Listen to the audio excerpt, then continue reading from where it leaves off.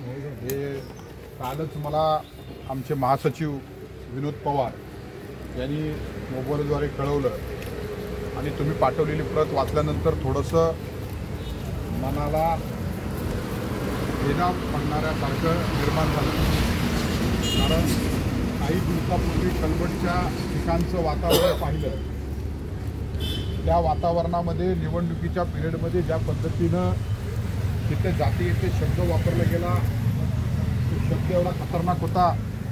त्या खतरनाक शब्दाला बाबासाहेब आंबेडकरांनी पुरून टाकण्यासाठी आपली हयात संपवली आणि घटनामध्ये बौद्ध हा शब्द आणण्याचा प्रयत्न केला आणि त्या बौद्धांना सन्मानित करण्याचं काम तिथल्या शासन प्रशासनाने करायला सुरुवात केली असताना सुद्धा 60-70 वर्षानंतरची परिस्थिती आजही तेवढीच नजरेतून पाहिली जाते आणि हे कुठेतरी थांबलं पाहिजे। आजच्या नवीन पिढीला हे न शोभनीय असल्यामुळं कलबडच्या गावकऱ्यांनी तशा पद्धतीचं एक मत, एक ताकद उभी केली आणि वंचित बहुजन आघाडीच्या माध्यमातून तशा पद्धतीचा अन्याय अत्याचाराला वाचा फोडण्यासाठी साथ दिली। ते शांत होते न होते तेवढ्यात कालची बातमी वाचल्यानंतर पुन्हा एकदा जातीयता, मनुवाद कुठल्या ना कुठल्या तरी स्वरूपाने पुन्हा उभा राहतो आणि गुहागर चिपळूणमध्ये अशा पद्धतीचं उभं राहण्याचा मार्ग म्हणजे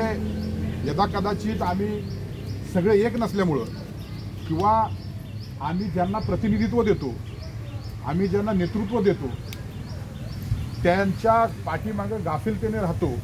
त्यांचं चुकत असेल तर आम्ही ते चुकतं असं म्हणण्याची धाडस न ठेवल्यामुळं आजच्या पिढीला रस्त्यावर उतरून उपोषणाला सामोरं जावं लागतंय। ते केवळ आणि केवळ इथल्या पुढाऱ्यांच्या नेतृत्वामुळं असं मला ठामपणे सांगावं लागेल आणि हे कुठंतरी थांबलं पाहिजे। भीती नाही, प्रशासन असो, इथले सत्ताधारी असो, इथे विरोधक असो, इथं आदर कोणत्या जाती धर्माची लोक असो, ह्या सगळ्यांना एकमेकाचा आदर सन्मान करण्याच्या नावाखाली एकमेकाच्या विरोधात उभं करण्याची भूमिका इथल्या काही लोकांनी ठेकेदारी पद्धतीने सुरू केली आणि हे आम्हाला ओळखता आलं पाहिजे। हे आम्हाला ओळखून त्याच्यावरती काय अंमलबजावणी करता आली पाहिजे हे आम्हाला ठरवण्याची भूमिका बाबासाहेब आंबेडकरांनी दिली आहे आणि ती आम्ही आता पार पाडतो। ही मोठी शोकांतिक आहे कारण 60 वर्षानंतर 65 वर्षानंतर ह्या भूमिकेकडे आम्हाला वळताना आंदोलनात्मक भूमिका उभा कराव्या लागतात। शासन प्रशासनाला वारंवार सांगावं लागते की बाबा आमच्यावर अन्याय होतोय, आमच्यावर अत्याचार होतोय, आपण याचा वाचा फोडण्यासाठी आम्ही एवढं वारंवार कळवून सुद्धा त्याचा वाचा फोडली जात नाही आणि म्हणून तुम्ही हा जो काही लढा उभा केलाय, ॲक्च्युली ह्या लढ्यासाठी आपल्या गुहागरमधली लोक उभी राहायला पाहिजे होती कारण कुठल्या एका व्यक्तीबद्दल नसतो हा लढा किंवा एखाद्या कुठल्या व्यक्तीच्या संदर्भात नसतो। ह्या एखाद्या व्यक्तीच्या विचाराच्या निषेधार्थ आपण हा आंदोलन उभं करत असतो। त्याचे विचार, त्याच्या विचाराची, त्याच्या म्हणण्याची, त्याच्या विचार मांडण्याच्या पद्धत जर चुकीची असेल तर त्या घटनेबाह्य जाऊन त्याला आम्हाला जाब विचारण्याची एक भूमिका असते आणि आपण ती मांडताय। म्हणजे 26 जानेवारीच्या दिवशी अशा पद्धतीचं गुहागरमध्ये आंदोलन छेडणं ही खूप मोठी शोकांकित आहे आणि होऊ नये याच्यासाठी शासन प्रशासनाने काहीतरी तयाऱ्या दाखवायला पाहिजे होत्या। तशा पद्धतीचं आमचं म्हणणं, आमचं असणारं जे काही दुःख आहे, आमच्या मनाला जे काही गोष्टी लागून गेल्यात हे जर शासन प्रशासनाने जर विचारून मायेचा हात फिरवला असता तर मला वाटतं ही वेळ आली नसती। आणि तुमचे जे म्हणणं जे रास्ता आहे की आम्हाला जे काय म्हणायचं आहे ते आमचा अंतर्गत जो प्रश्न आहे, आमच्या अंतर्गत वादिवाद आहेत त्या तो बाजूला असू दे, तो आम्ही आज ना उद्या मिटवतोय, परंतु त्याच्यावरती कुणीतरी काहीतरी बोलावं आणि त्याचं भांडवल करावं आणि ते आम्हाला अपमानास्पद वागणूक द्यावी किंवा तशा कधी शब्दप्रयोग करावे हे आपल्याला मनासारखं नसल्यामुळं आपण जे उपोषण करतो त्या उपोषणाला वंचित बहुजन आघाडीच्या माध्यमातून मुंबई कार्यालयातून मला कालच फोन आले की अशा पद्धतीचं असं चालू आहे आणि त्याला आपण भेट दिली का, त्यांचं सविस्तर म्हणणं ऐकलं का, त्यांच्या ज्या काही मागण्या आहेत त्या संदर्भात आपण तशा भूमिका घेतल्या का। तर मी त्यांना सांगितलं की मी आज जाणार आहे कारण कालचा कार्यक्रम खूप ठिकाणी असल्यामुळं, आमचा कुणबी समाज आहे, आमचे इतर समाज कार्यक्रमामध्ये असल्यामुळं आज मी पक्षाला कळवण की बाबा मी पद्धतीने आपण सांगितल्या पद्धतीने गेलो, त्यांची विचारपूस केली, त्यांचं म्हणणं जे आहे ते अशा पद्धतीचं म्हणणं आहे आणि त्या म्हणण्याला आता कुठेतरी वाचा फोडण्याचा प्रयत्न प्रशासन करेल ह्या भूमिकेकडे मी आपल्या असणाऱ्या कार्यालयात कळवणार आहे। मी आत्ताच तहसीलदार साहेबांना भेटलो, त्यांनाही तशा पद्धतीने सांगितलं. त्यांनी सांगितलं की मी 2दा ह्या मंडळींशी चर्चा केलेली आहे आणि त्यांचंही तेच म्हणणं आहे की तुमच्या वादिवादामुळं ही शासन किंवा हे असणारे पोलीस यंत्रणा इथपर्यंत पोहोचले आणि हे सगळं तुतुम्याम्या झालेलं आहे. तर हा प्रश्न मुळात जो आहे तो हा दोघांचा असल्यामुळं तरी त्यांनाही मी तेच सांगितलं की जरी दोघांचा असेल तरी सुद्धा अधिकाऱ्यांनी बोलताना संयम ठेवून बोलावं लागतं.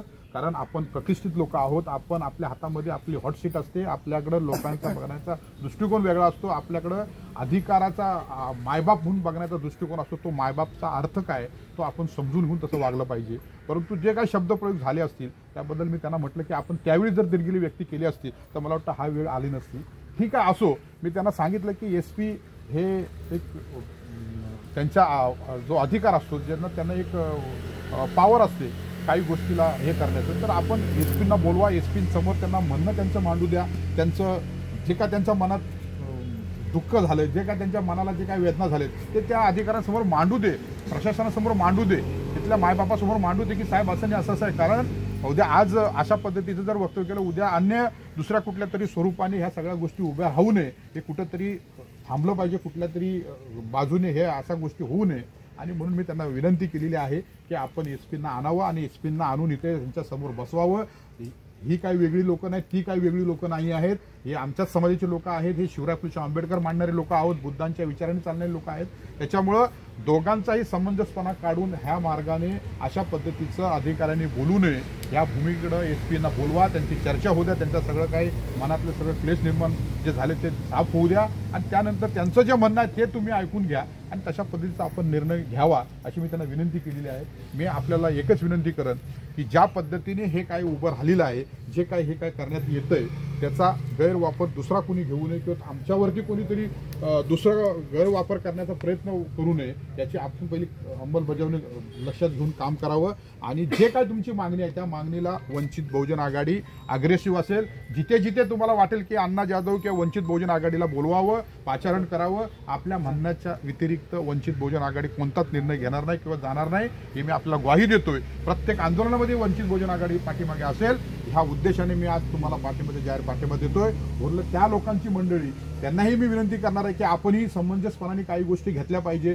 तू मॅम भावात चालतं म्हणून आपण एकमेकाचा काही अगदी टोकाच्या भूमिकेला जात नाही. कारण बुद्धांनी सांगितले जे मार्ग सांगितले ते सोडून आपण वेगळ्या ठिकाणी जाण्याचा जर प्रयत्न करत असाल तर आपल्यासारखा दुर्दैवी माणूस या जगामध्ये नाही आहे, हे लक्षात घेतलं पाहिजे. आणि अशा पद्धतीचं हे सगळं चांगल्या पद्धतीचं व्हाल आणि चांगल्या पद्धतीचं कराल आणि चांगल्या पद्धतीने शिवराय फुले मांडाल या अपेक्षेने मी आपली रजा घेतो. कुठे